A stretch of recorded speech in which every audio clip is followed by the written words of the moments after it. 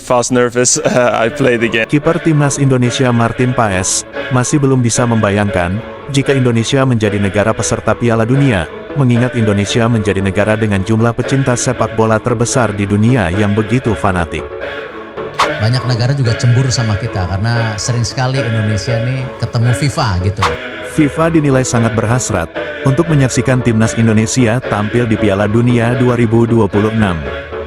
Along with the development of Indonesian football quality. Indonesia's potential to become a surprise country in the 2026 World Cup, with a population of 280 million people, it will raise the passion for the biggest football party.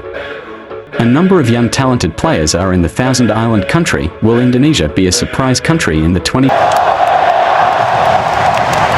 Kiper timnas Indonesia Martin Paes masih belum bisa membayangkan jika Indonesia menjadi negara peserta Piala Dunia, mengingat Indonesia menjadi negara dengan jumlah pecinta sepak bola terbesar di dunia yang begitu fanatik.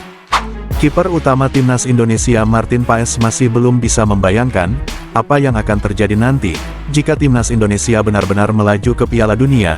Martin Paes mengaku, kegilaan supporter Indonesia sangat luar biasa, bahkan ia masih belum bisa membayangkan bagaimana jika nanti skuad Garuda menjadi negara peserta di pentas dunia tersebut. Selain akan mencatatkan sejarah besar, tentu keikutsertaan Indonesia di Piala Dunia akan memberi warna baru, yang bahkan kebanyakan negara belum bisa membayangkan. Pendukung timnas Indonesia dengan jumlah besar yang begitu fanatik, kehadiran Indonesia tentu akan menjadi pembeda, sekaligus semakin menghidupkan gairah pesta sepak bola dunia. Keikutsertaan Indonesia di Piala Dunia, itu bukanlah sesuatu yang mustahil. Media besar Eropa Euronews ternyata juga ikut menganalisa presentase peluang Indonesia menuju Piala Dunia. Media Eropa Euronews menyebut, Indonesia sangat berpeluang lolos ke Piala Dunia di periode kali ini. Media besar sekelas Eropa tentu tidak asal-asalan dalam memberi prediksinya. Menurut media Eropa tersebut, timnas Indonesia didominasi oleh pemain yang tidak jauh berbeda dengan timnas Belanda. Hanya saja, skuad Indonesia baru terbentuk, dan masih memiliki masalah dari segi chemistry. Menurut media Eropa tersebut, walau skuad timnas Indonesia baru dilahirkan, namun pada dasarnya, mereka memiliki materi pemain pilihan yang berkompetisi di liga kasta tertinggi Eropa. Apa yang menjadi pengamatan media Eropa tersebut, tentu memiliki dasar serta alasan yang kuat, dan pada akhirnya menjadi pemberitaan di kawasan Eropa. Jika kita merujuk pada statement dari media Eropa Euronews tersebut, tentu selaras dengan progres serta harapan PSSI dan warga Indonesia. Hingga sejauh ini, Indonesia sudah membuktikan kemampuannya dalam bersaing di grup tersulit, yang bahkan, Indonesia juga berpeluang dapat menggeser Australia yang hanya selisih 1 poin, apalagi materi pemain skuad Garuda terus berkembang. Artinya, kekuatan penuh timnas Indonesia, bahkan hingga saat ini, masih menjadi tim yang paling sulit diprediksi, mengingat sejauh ini, timnas Indonesia belum pernah turun dengan skuad terbaiknya, dan kemungkinan, full skuad utama timnas Indonesia sudah dapat terrealisasi saat menghadapi Australia dan 3 laga setelahnya. Dengan bukti itulah, kekuatan penuh skuad Garuda hingga saat ini masih menjadi misteri yang belum terpecahkan, mengingat timnas Indonesia baru saja terbentuk, dengan terus bertambahnya sejumlah amunisi baru. Dari pengamatan media Eropa itulah, kekuatan penuh timnas Indonesia tidak jauh berbeda dari timnas Belanda, yang juga kerap masuk babak semifinal hingga partai final Piala Dunia. Peluang Indonesia lolos ke Piala Dunia terbilang sangat besar, yang mana saat ini, Indonesia menduduki peringkat 3, yang hanya selisih 1 poin dari peringkat 2, yaitu Australia. Apalagi saat ini, sepak bola timnas Indonesia tengah menjadi pembahasan menarik berbagai media dunia. Tidak cukup media, bahkan sejumlah influencer, jurnalis, hingga fotografer dunia, sangat ingin merasakan atmosfer pendukung sepak bola Indonesia secara langsung. Saat ini timnas Indonesia memang tengah menjadi pembahasan menarik media dunia, yang di setiap kali pertandingan timnas Indonesia melawan negara manapun, hak siar pertandingan tersebut selalu menjadi laga primadona yang diminati ratusan negara di seluruh benua penjuru dunia.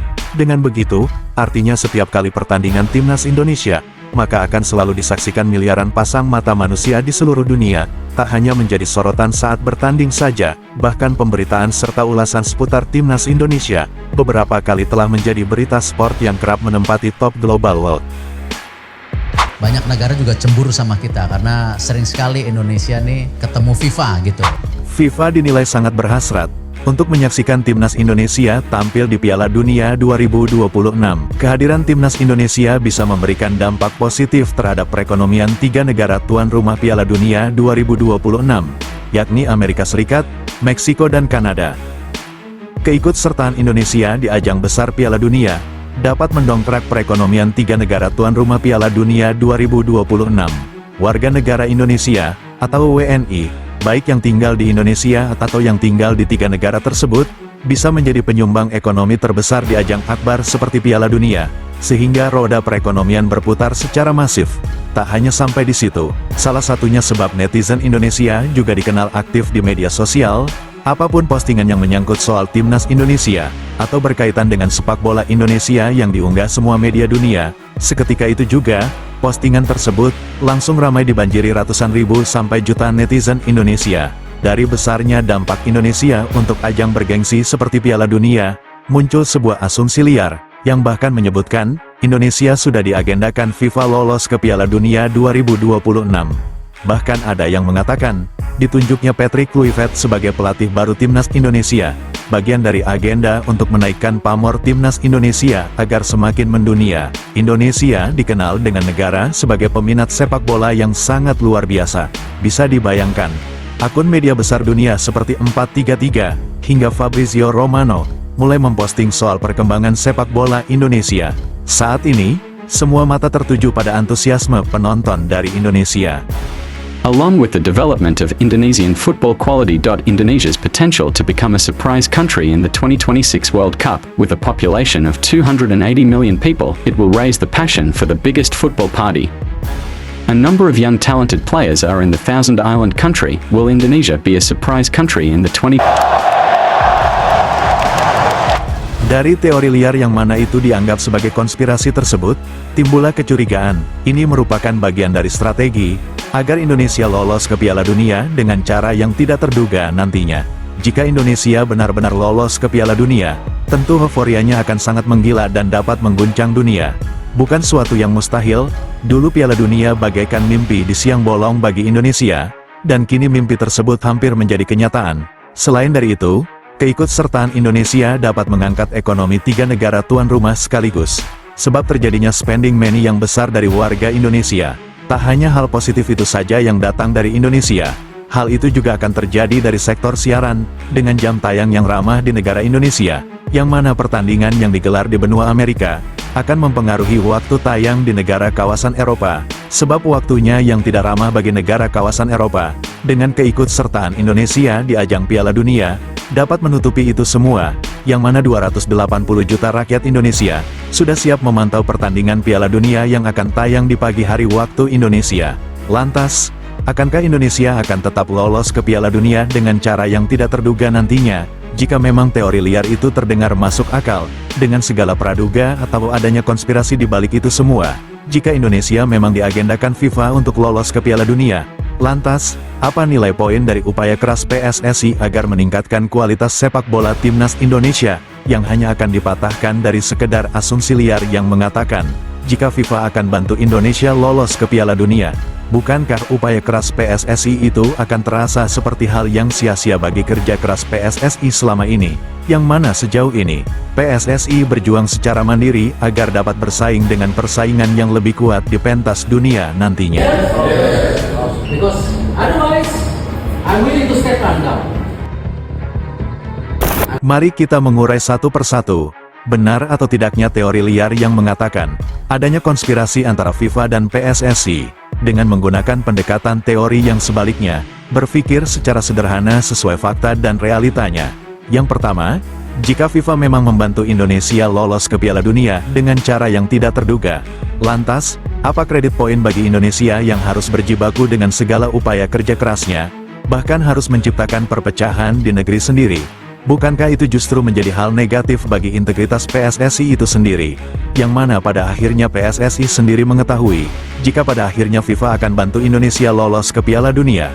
Jika teori yang mengatakan, FIFA mengagendakan Indonesia akan lolos ke Piala Dunia, yang mana hal itu juga dikait-kaitkan dengan pelatih baru Patrick Kluivert, sejauh ini, langkah pergantian pelatih dari federasi, merujuk pada sejumlah problematik internal, mulai dari strategi, komunikasi pelatih pada pemain keturunan, dan masih banyak lagi.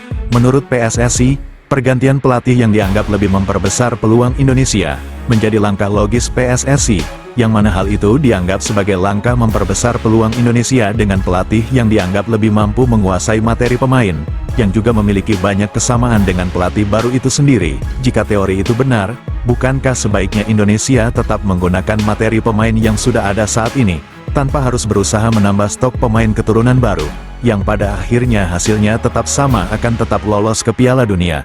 Namun pada faktanya, PSSI masih terus menambah stok pemain keturunan yang berkualitas. Hal itu bertujuan agar peluang Indonesia semakin besar menuju Piala Dunia.